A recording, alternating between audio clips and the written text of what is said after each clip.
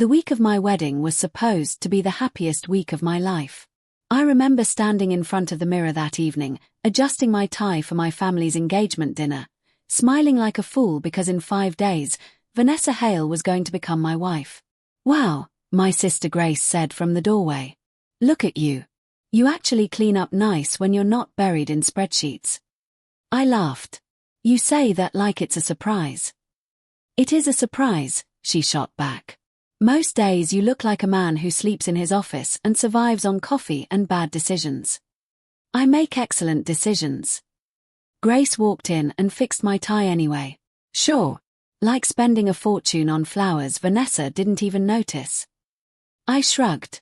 She noticed. Grace gave me a look. Did she? I paused. What's that supposed to mean? Nothing.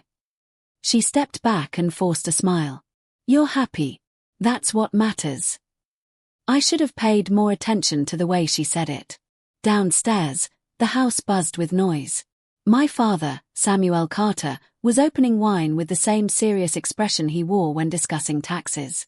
Marcus Bell, my best friend and business partner, stood near the dining table stealing shrimp from a tray. You're late, Marcus said.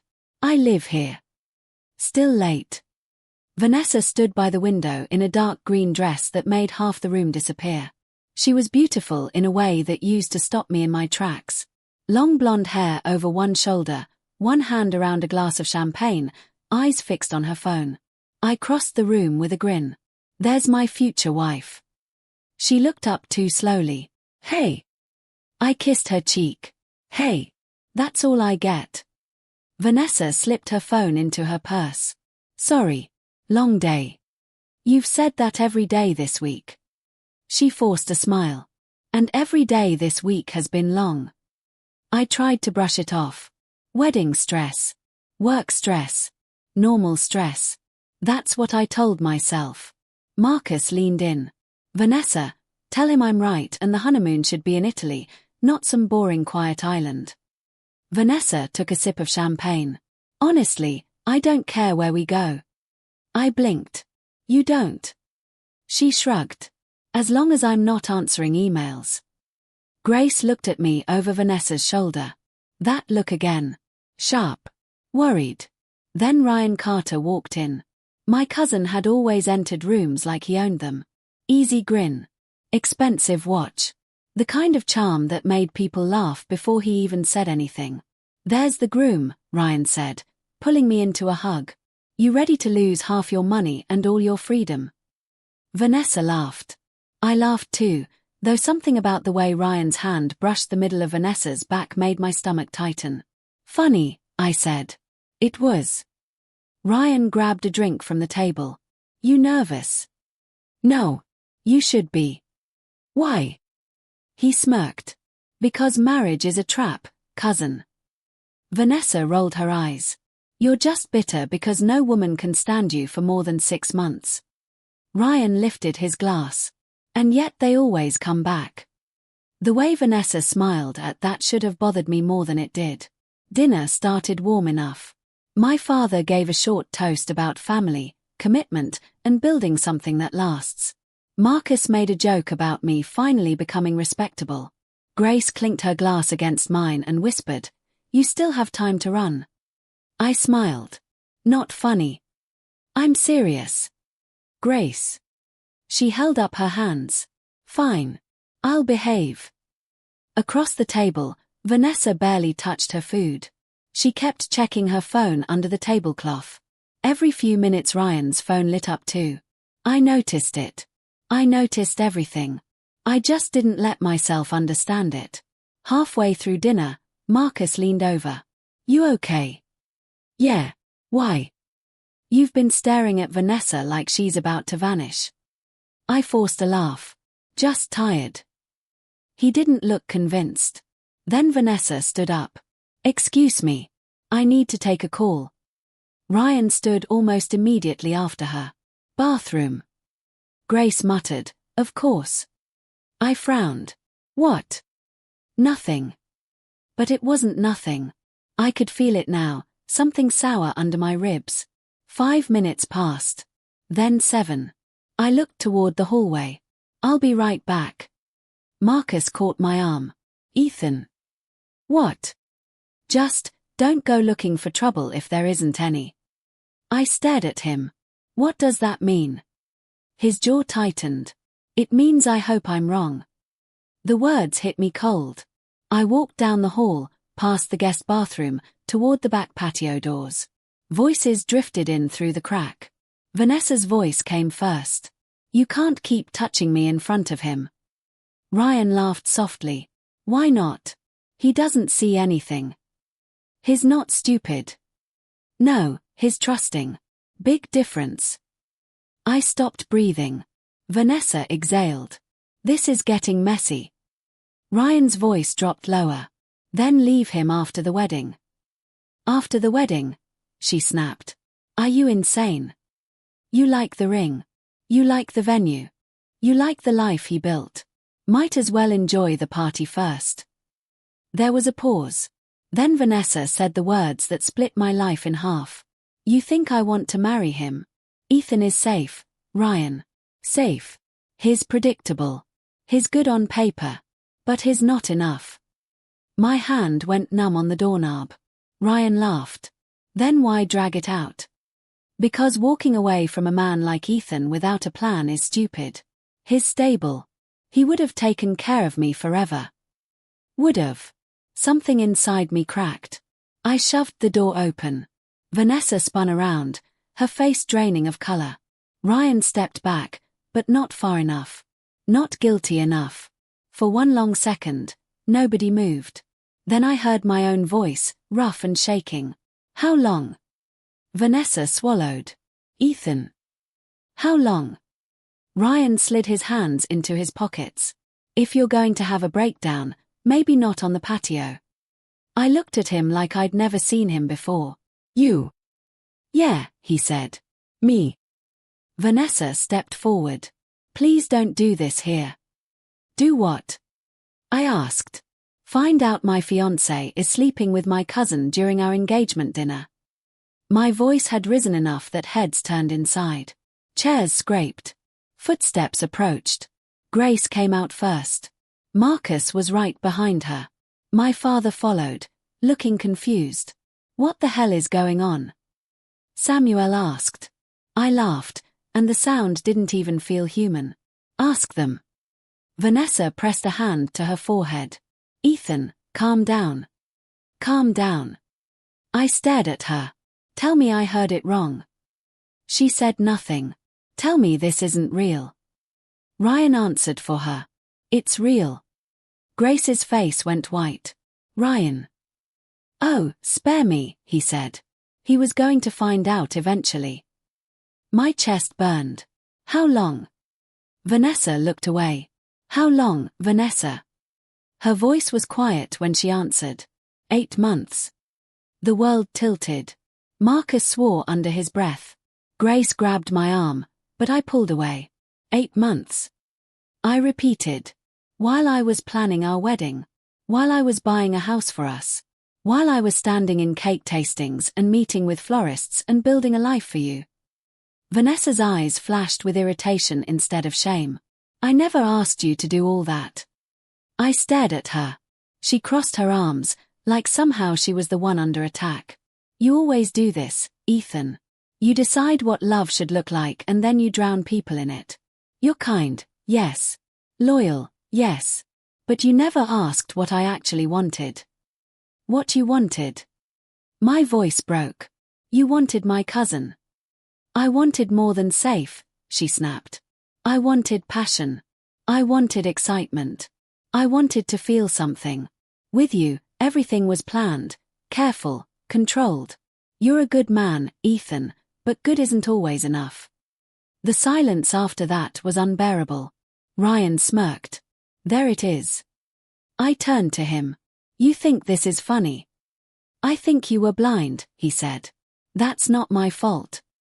Grace lunged first. You disgusting piece of...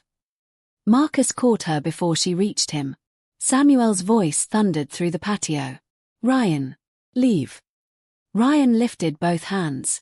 Gladly. He walked past me and murmured, You were always too easy to fool. That almost broke me more than the affair itself. Vanessa picked up her purse. I'm not staying for this. I grabbed her wrist before I could stop myself. Did you ever love me? She looked at my hand, then at my face. I did, she said softly. Just not enough to stay. Then she pulled free and walked away. I don't remember anyone speaking after that. I remember Grace crying. I remember Marcus saying my name more than once. I remember my father trying to put a hand on my shoulder. I shrugged everyone off and walked out into the rain. By the time I got in my truck, my hands were shaking so badly I dropped the keys twice. I drove anyway. Rain slammed against the windshield so hard I could barely see the road, but I didn't slow down. My chest felt hollow, like someone had reached inside me and scooped everything out. 8 months.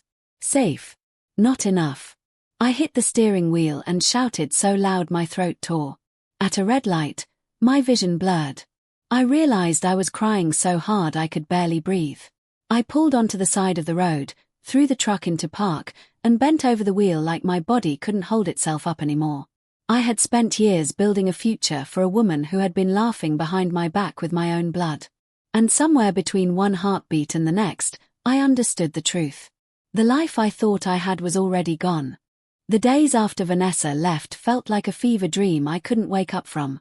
I stopped answering my phone by the second day. By the fourth, I had 31 missed calls, 12 texts from Grace, 6 from Marcus, and 3 from my father. Vanessa sent nothing. Ryan sent one message. You'll survive. I stared at it for a full minute before deleting it. I didn't sleep much. Every time I closed my eyes, I heard Vanessa's voice again. You were safe. You were never enough.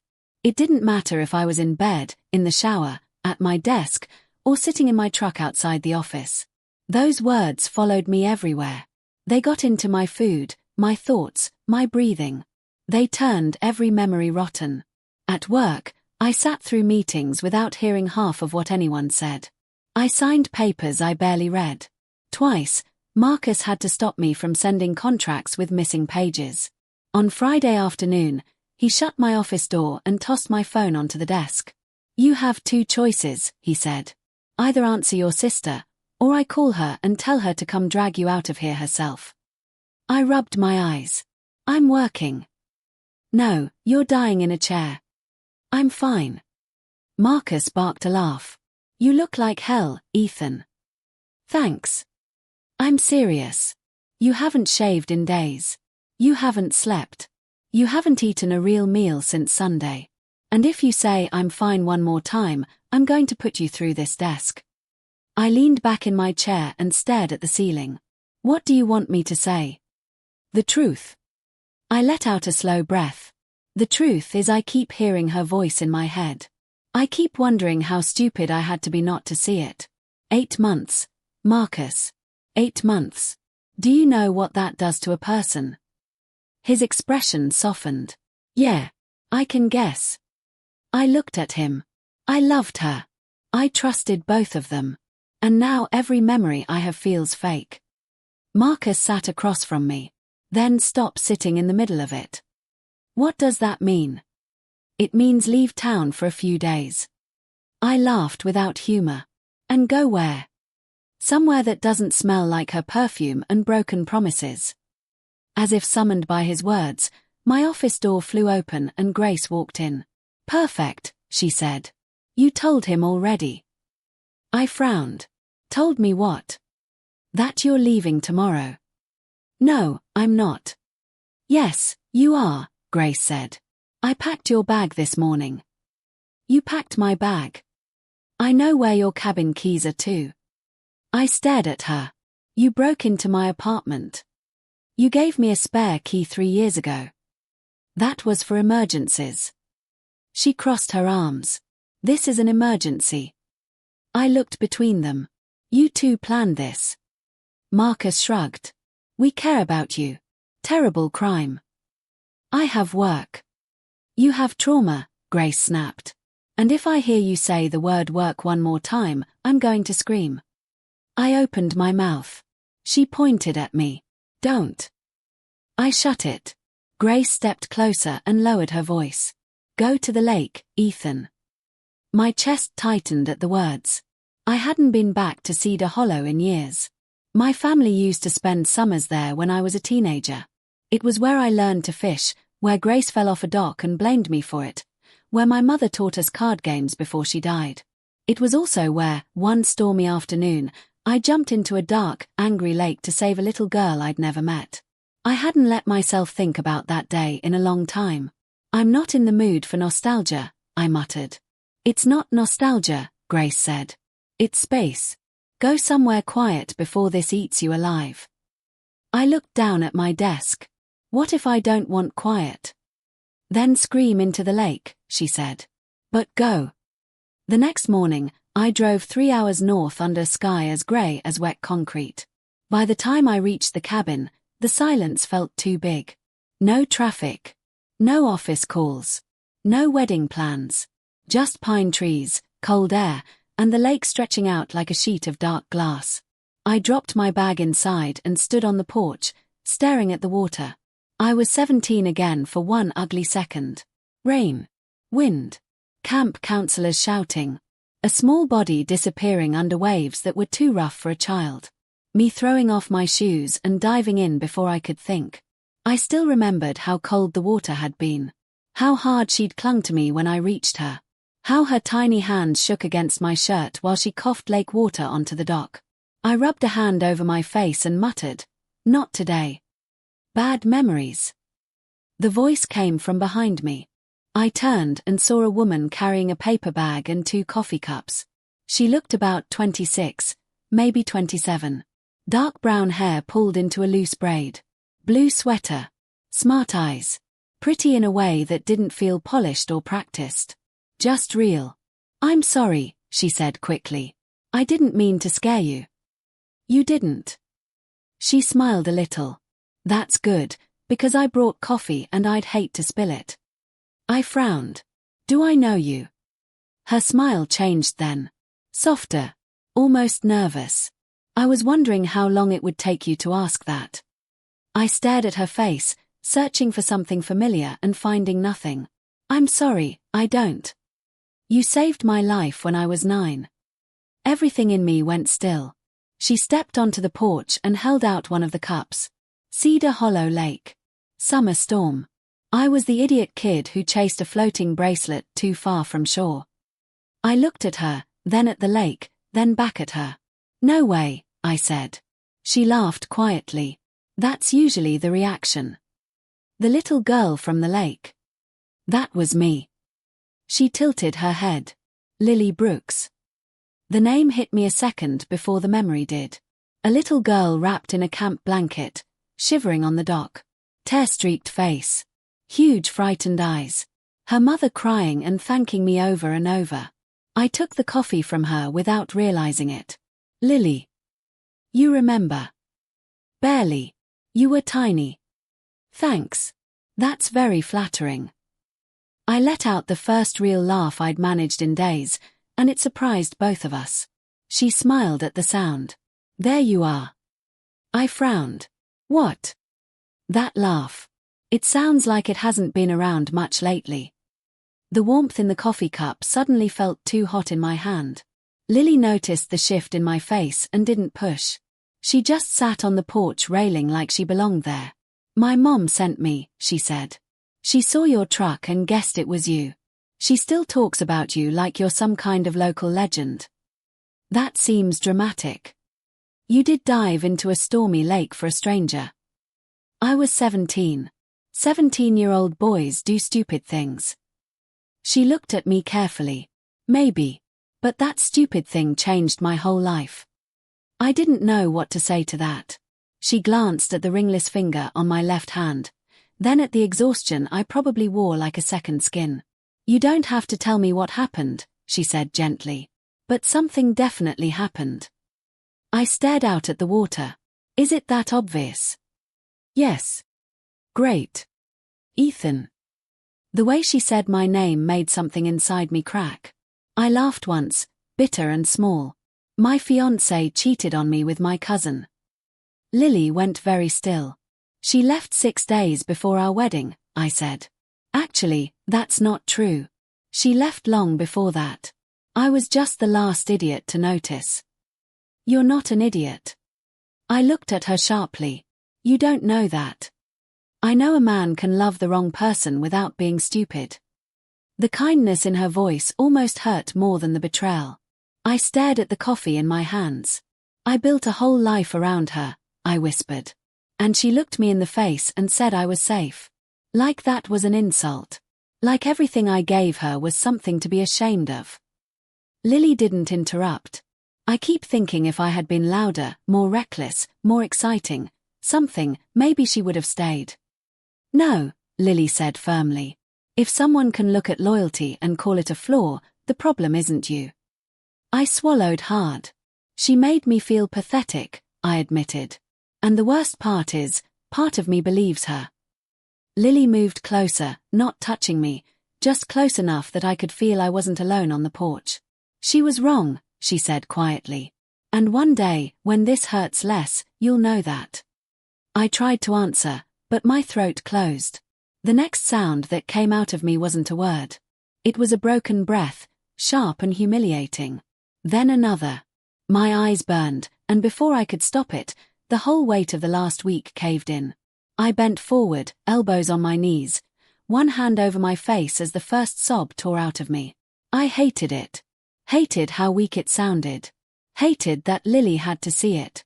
But she didn't say a word. She just sat beside me while I fell apart, and for the first time since my life shattered, I stopped pretending I wasn't drowning. Chapter 3: What They Took From Me. I woke up the next morning with a headache, swollen eyes, and the vague horror of remembering I had cried in front of a woman I had known again for less than an hour. I rolled onto my back and stared at the cabin ceiling. Fantastic.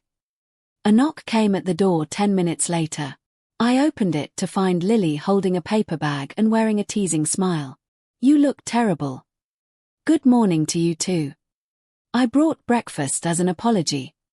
For insulting me. For witnessing your emotional collapse. I stared at her. You really know how to make a man feel dignified. She held up the bag. Blueberry muffins. Fresh coffee.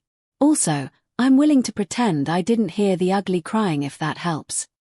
I laughed before I could stop myself. That was not ugly crying. It was aggressive crying. That's not better. She walked inside without waiting for permission, like she had already decided the cabin was partly hers. Sit down, Ethan. Yes, I like that tone, she said, setting the food on the table. Keep it. For the first time in over a week, the air around me didn't feel heavy. Lily had this strange way of making silence feel easy instead of painful. She didn't ask me to explain myself every 5 seconds. She didn't look at me with pity. She just acted like I was still a person instead of a disaster. We ate on the porch while the lake stayed quiet and silver in the morning light. So, I said, tearing a muffin in half, how exactly did you recognize me? She sipped her coffee. Your eyes. That's creepy. It's true. She smiled. I remembered your eyes. Also, my mom has a framed newspaper clipping about the rescue in our hallway like you're some kind of war hero. I groaned. Please tell me you're joking. I wish I were. You still have it. She dusts it every week. I covered my face with one hand. I'm never meeting your mother. Yes, you are. No. She made peach cobbler this morning. I lowered my hand. That changes things. Lily laughed, and I found myself watching the way her whole face softened when she did. You really don't remember much about that day, do you? She asked. Bits of it, I admitted. Mostly the storm. And you crying so hard I thought your lungs were going to give out. I was 9. I almost died. Fair point. She tucked one leg under herself on the porch chair. I remember everything. The water was so cold I couldn't feel my arms. I remember thinking my mom was going to be mad because I lost my bracelet. She shook her head at herself. That was the last thought in my head before I went under. Not fear. Not death. Just, Mom's going to kill me over this bracelet. I smiled despite myself. Then you jumped in, she said quietly. You didn't hesitate. Everyone else was shouting. You just moved. It wasn't heroic, Lily. I was a stupid teenager with no sense of danger. No, her voice turned firm. You were kind. There's a difference. I looked away. She noticed. Of course she noticed. You don't believe that right now, do you? She asked. I'm not sure what I believe right now. Lily leaned back in her chair. Then let me tell you something. I became a nurse because of that day. I looked at her. What? I'm serious. Not right away, obviously. At 9, I wanted to be a dolphin trainer and a pop star at the same time. But as I got older, I kept thinking about what it felt like to be helpless and terrified and then suddenly safe because someone chose to help. She shrugged. It stayed with me. I wanted to be that person for somebody else. Something in my chest shifted. You're saying your whole career is my fault? She pointed at me with her coffee cup. Exactly. So if I have student loans forever, I'm sending you the bill. I laughed, and this time it came easier. My phone buzzed in my pocket. The screen lit up with Marcus's name. The second I answered, he said, "Tell me you're sitting down." I stood up so fast Lily looked over. Why? Because I just got off a call with one of our clients, and apparently Ryan's been talking. A cold knot formed in my stomach. Talking about what? You. Me. The company. Everything. I walked off the porch, down toward the dock. Start from the beginning. Marcus exhaled hard. He's telling people you've been unstable since the breakup. That you've been making reckless decisions at work. That maybe I should take over more responsibility until you get help. I stopped walking. What? That's not even the worst part. Marcus. I think he got access to internal numbers from the Westbrook project. I went still. That's impossible. That's what I said. But one of our suppliers mentioned Ryan knew details he shouldn't know. Specific details, Ethan. I gripped the phone harder. Did Vanessa give him access to my laptop? My files? I don't know yet. A sharp, ugly heat rose in my chest. He's trying to ruin me. I think he's trying to protect himself by making you look unstable first. I stared out at the water. I'm going to kill him. No, you're not, Marcus snapped. You're going to breathe, get your ass back here soon, and let me help you handle this like a smart man instead of a homicidal one. I shut my eyes. I trusted him. I know. He sat at my table. He stood beside me at my engagement dinner. He smiled in my face while sleeping with my fiancé and stealing from me. I know, Marcus said again, quieter this time. That's why you need to be careful. He wants you angry. I ended the call 10 minutes later and stood at the dock until Lily came down beside me. You have that look, she said. What look? The one that says somebody deserves to be pushed into a lake. I let out a rough breath. Ryan's trying to interfere with my business now. Her expression sharpened. How? By telling people I'm unstable. Maybe stealing information. Maybe worse. I laughed bitterly. Apparently Betrayal wasn't enough. They needed a sequel. Lily rested her elbows on the dock railing. Do you want to talk or do you want to throw something first? I looked at her. You always this calm. No. I'm just good in a crisis. Occupational hazard. Before I could answer, my phone buzzed again. Unknown number. I almost ignored it, but something made me answer. Hello. A woman's voice came through, nervous and rushed. Ethan. It's Ava. Ava Monroe. I frowned. Vanessa's friend. The one who had helped her pick wedding flowers and smiled in my face while I paid for lunch. My voice turned cold.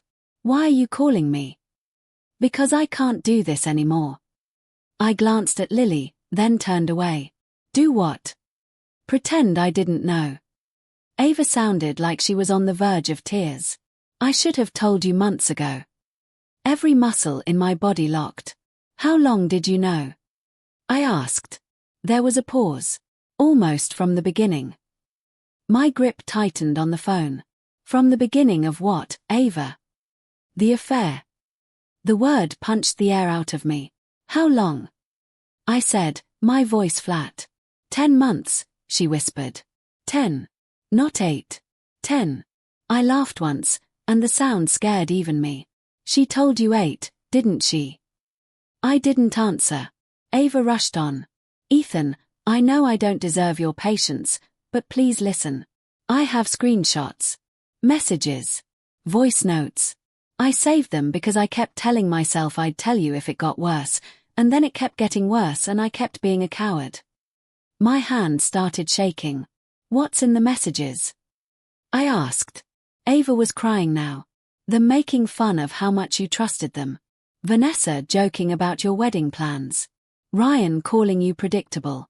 Vanessa saying she'd stay until after the honeymoon because she wanted one last luxury trip before ending it. The dock blurred in front of me.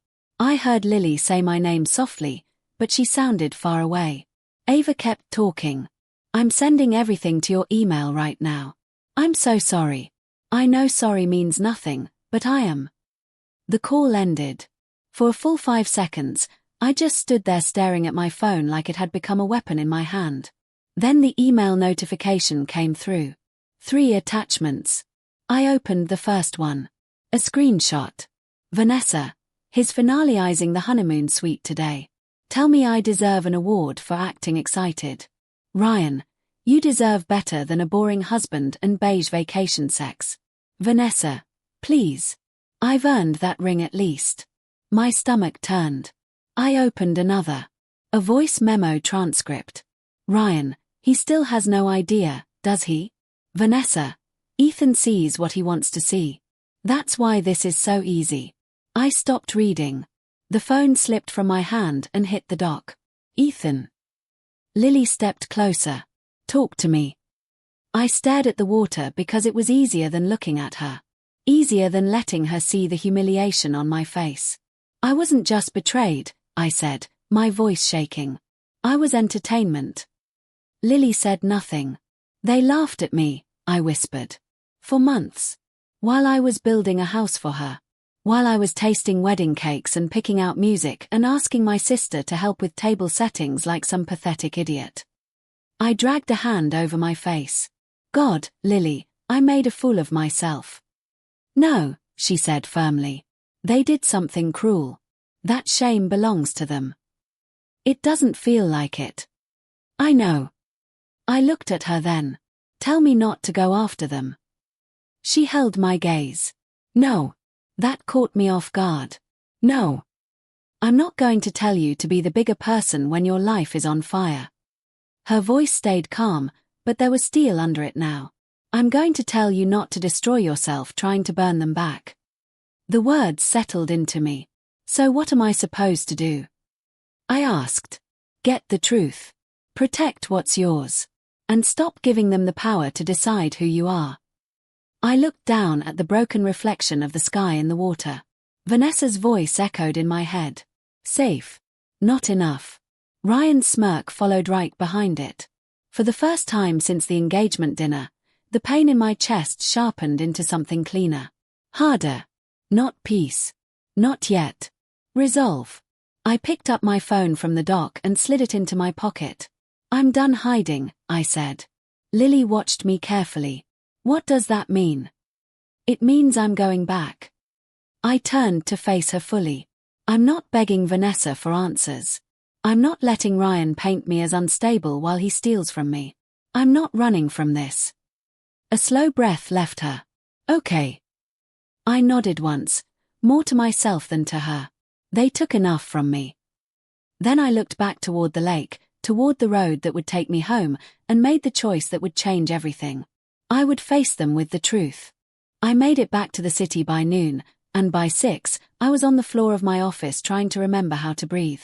It hit me out of nowhere.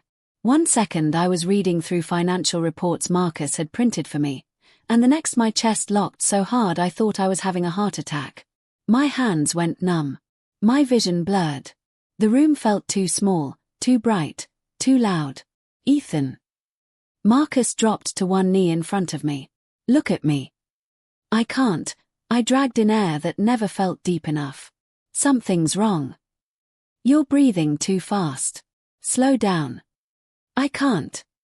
Grace appeared beside him, her face pale. He needs a doctor. Marcus shook his head. No, I think it's a panic attack.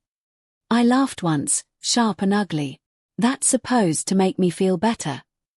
No, he said. But it means you're not dying. It didn't feel like that. It felt like my body had finally decided it was done pretending. Marcus stayed with me until my breathing steadied. Grace brought water.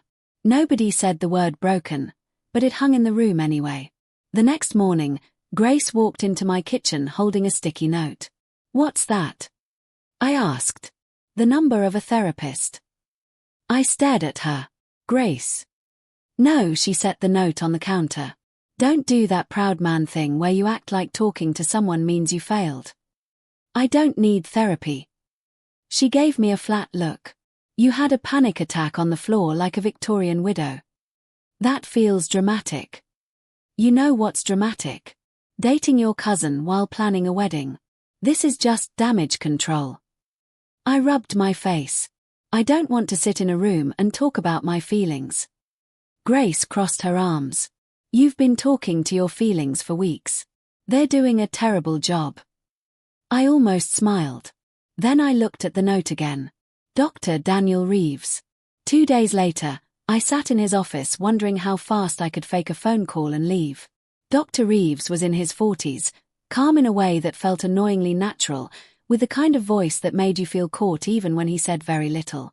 So, he said, settling into the chair across from me, what made you come in? My sister bullied me. He smiled. That sounds like a loving family. She's aggressive, but well-meaning. And if I asked for the real reason? I stared at the bookshelf behind him. My fiancé cheated on me with my cousin. Then they lied about it, mocked me behind my back, and tried to make me look unstable so I wouldn't fight back. He nodded once. That's a lot of betrayal at once. Yeah. How are you sleeping? Badly. Eating. Sometimes. Thinking clearly. I let out a dry laugh. Not even a little. Dr. Reeves folded his hands. What hurts most? The answer came too fast. That I trusted them. He waited. I swallowed. Not just loved them. Trusted them. I keep replaying every dinner, every phone call, every smile, trying to figure out what I missed. And the more I think about it, the more I feel stupid. You don't sound stupid to me, he said. Then what do I sound like? Wounded. I looked away. He continued, betrayal like this doesn't only break your heart. It attacks your judgment. Your pride. Your identity. It makes you question your memory, your instincts, your value. That kind of injury doesn't heal just because you tell yourself to move on. I sat there in silence, because hearing someone name it that clearly made my chest ache. So what am I supposed to do? I asked. First, he said. Stop treating pain like proof of weakness. That stayed with me longer than I expected. The rest of the week turned into war. Marcus pulled together records showing someone had tried to access internal company files from an outside device. Grace called a lawyer she trusted and helped me lock down every shared account Vanessa had ever touched.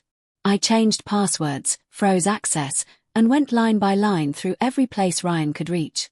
At one point Marcus dropped a folder onto my desk and said, "Good news. Your cousin's an idiot." I looked up.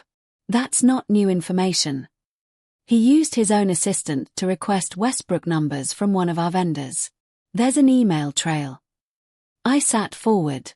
You're kidding. I wish. Marcus grinned without humor. He's either getting sloppy, or he thinks you're too wrecked to notice. Grace leaned against the doorway. I vote for both. I opened the folder and stared at Ryan's name on the printouts. A week ago, seeing it would have gutted me. Now it just made me cold. That same night, I texted Vanessa. We need to talk. Alone. She replied 10 minutes later. Fine. Tomorrow. My apartment. 7 p.m. I almost cancelled 3 times before I went. Not because I missed her. Because I didn't want to feel what I used to feel when I looked at her. She opened the door wearing one of the sweaters I bought her last winter. The sight of it hit me like an insult. Ethan, she said softly. Don't. Her face tightened. I didn't even say anything. Exactly. Let's keep it that way unless it's the truth. I stepped inside. The apartment smelled like her perfume and expensive candles. It used to smell like home. Now it just smelled fake. Vanessa folded her arms. You look tired. I laughed once. That's what you noticed. What do you want from me? I pulled out my phone, opened Ava's screenshots, and held it up. How about honesty for a change? The color drained from her face. She stared at the messages, then at me. Ava sent you those. Among other things. Vanessa turned away. She had no right. No right. My voice rose. You mocked me for 10 months. It wasn't like that. I stepped closer. Then tell me what it was like. She spun back toward me. It was complicated. No, Vanessa. It was cruel. Her jaw tightened. You don't understand. Then help me. Explain how joking about my honeymoon while sleeping with my cousin is supposed to sound better in context. She flinched. For a second, I saw shame.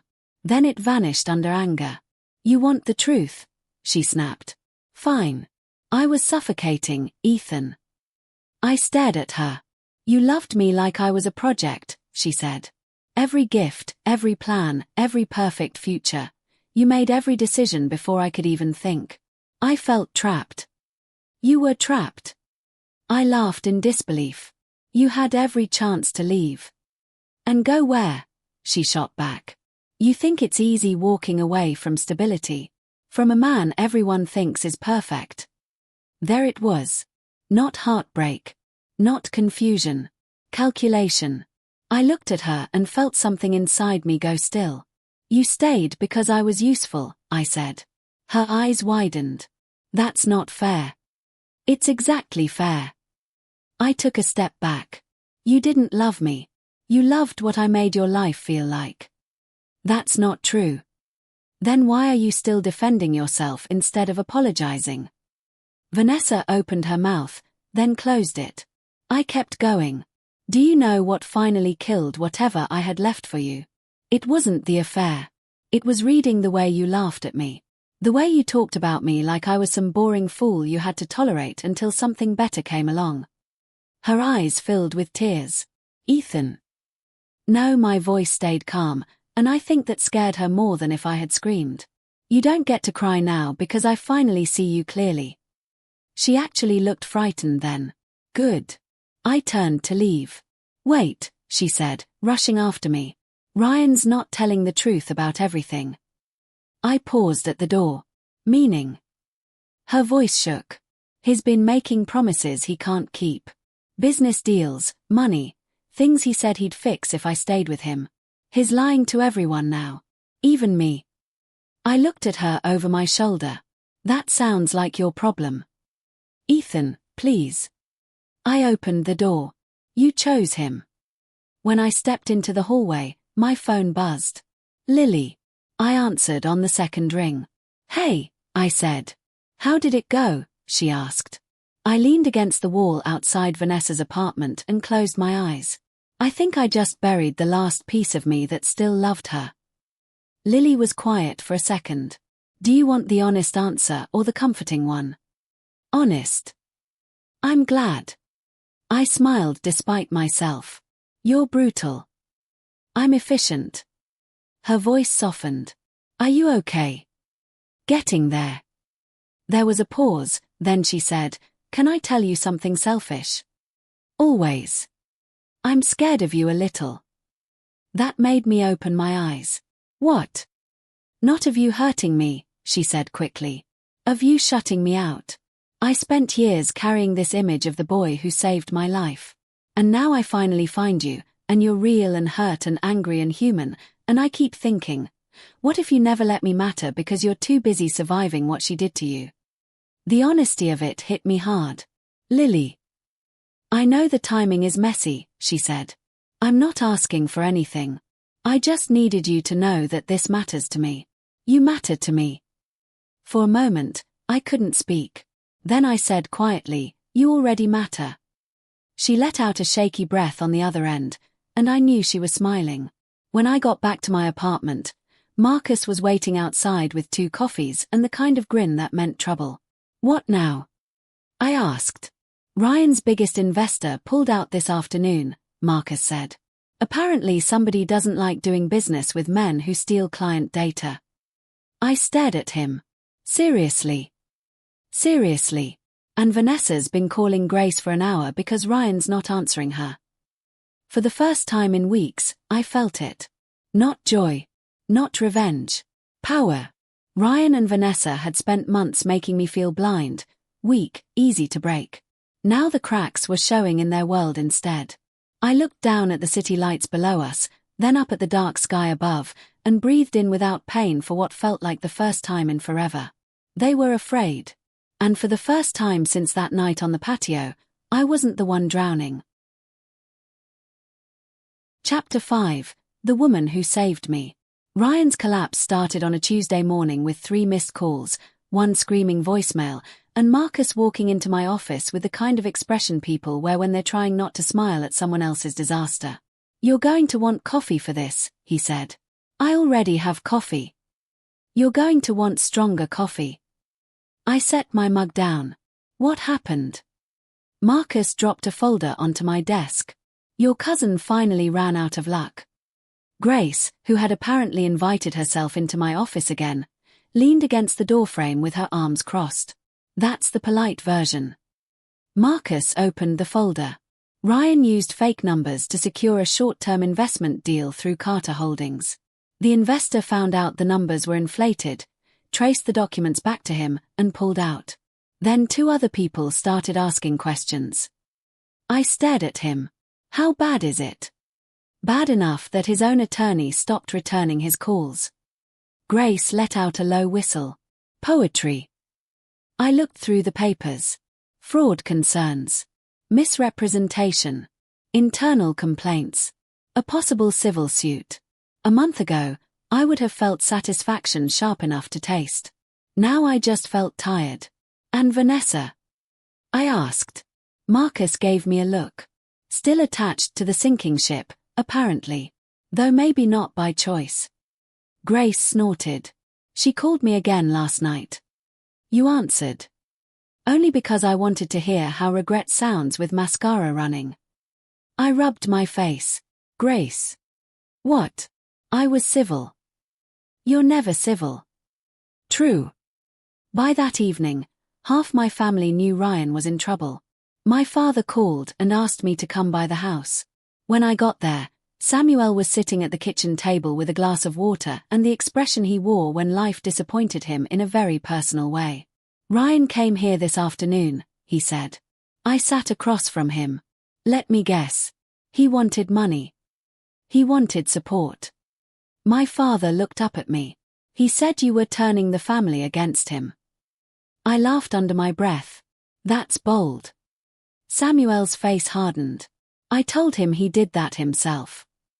The words landed deeper than I expected. My father wasn't a man who spoke dramatically. He usually let silence do the work. So hearing him choose my side out loud mattered more than I wanted to admit. He looked at me, Samuel said quietly, and asked how I could stand by you when you were trying to ruin his life. I held his gaze. And what did you say?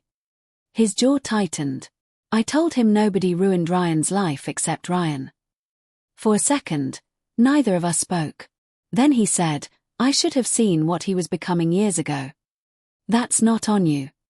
Maybe not. But I knew he envied you. I knew he hated how easily people trusted you. He looked down at his hands. I just never imagined he'd use that hatred this way. I swallowed hard. Neither did I. Samuel nodded once.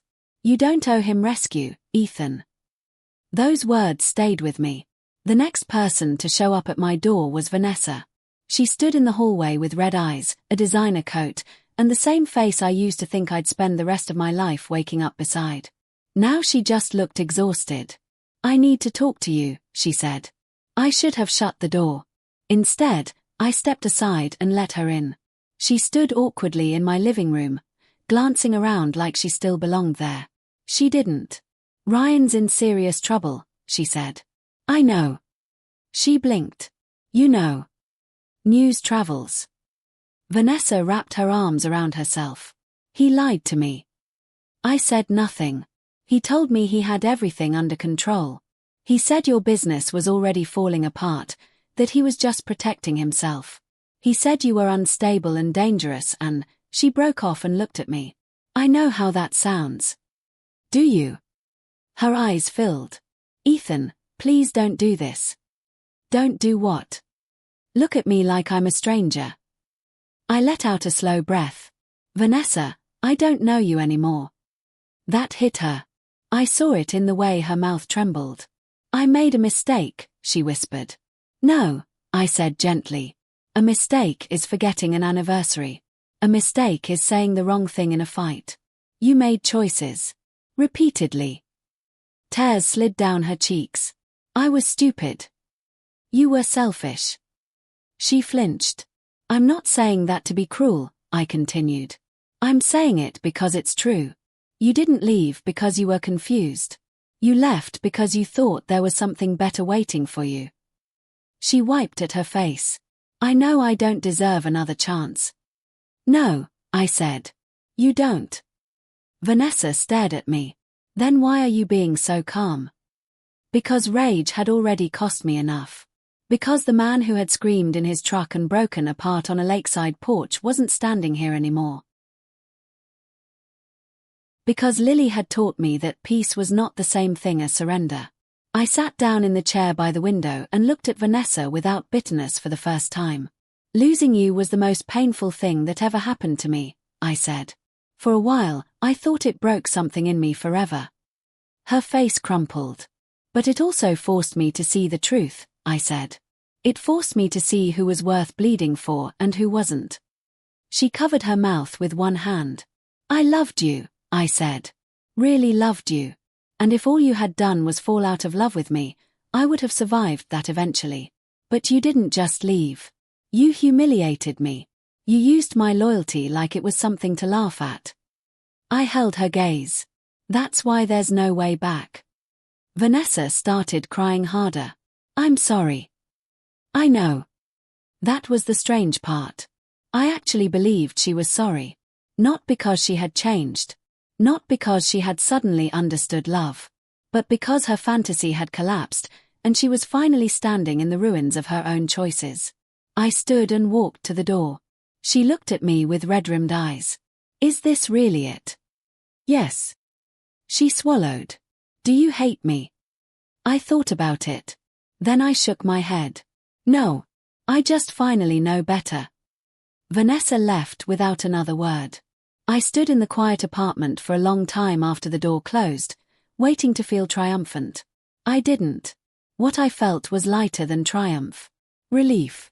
That night, I drove to Cedar Hollow. Lily was sitting on the dock with her shoes off, her feet skimming the water, when I found her. Her mother, Nora, waved at me from the porch of their cabin and wisely disappeared inside. "You look like a man who just closed a chapter," Lily said as I sat beside her. I did. She studied my face. "How do you feel?" "Sad," I admitted. "But not for the reasons I expected." Lily nodded like that made perfect sense. I looked out at the dark lake. Vanessa came back. Lily's expression didn't change, but her shoulders went still. "Oh." She apologized. And I let her. Lily looked down at the water. "Okay." I turned toward her. "That's not the end of the story." A small smile touched her mouth. "I figured." I took a breath. I told her no. Lily looked up. "I told her losing her was the worst pain I'd ever felt," I said, "but it forced me to learn who deserved my heart and who didn't." Her eyes softened. Then she looked away, suddenly nervous, which was rare enough to catch my attention. "Can I tell you something?" she asked. "Always." She tucked a strand of hair behind her ear. "For years, I thought I was in love with a memory." I stayed quiet. "The boy who jumped into a stormy lake for me became this impossible standard in my head," she said with a shaky laugh. "Kind. Brave. Safe. I told myself it was childish, and maybe it was. But I never forgot you." My chest tightened. Lily kept going, her voice softer now. "Then I found you again, and you weren't a memory anymore. You were real. Hurt. Angry. Trying so hard not to fall apart. And somehow that mattered even more." I swallowed. "Lily." "No, let me finish before I lose my nerve." She smiled nervously. "I don't love you because you saved me when I was 9. I love you because even after everything she did to you, you still chose not to become cruel. You still cared about who you were going to be after the pain." Her eyes met mine. "I love the man you are now, Ethan. Not the one I imagined. The real one." The lake went silent around us. I stared at her, this woman who had walked into the wreckage of my life and somehow made breathing easier. "You saved me," I said quietly.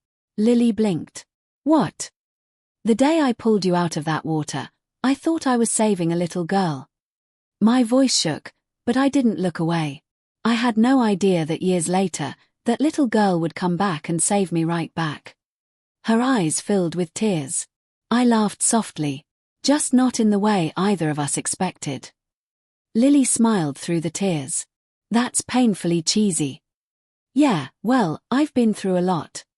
She leaned into me then, and I wrapped an arm around her like it was the easiest thing in the world. We sat there in the quiet, shoulder to shoulder, watching moonlight ripple over the same lake that had changed both our lives. Years ago, I had pulled a frightened child from dark water and thought the story ended there. But it hadn't. Because sometimes life circles back in ways you never see coming. Sometimes the person you save becomes the person who teaches you how to live. And as Lily rested her head against my shoulder, with the lake breathing softly in front of us and the worst of the storm finally behind me, I realized something simple and terrifying and beautiful all at once. For the first time in a long time, I wasn't surviving. I was home.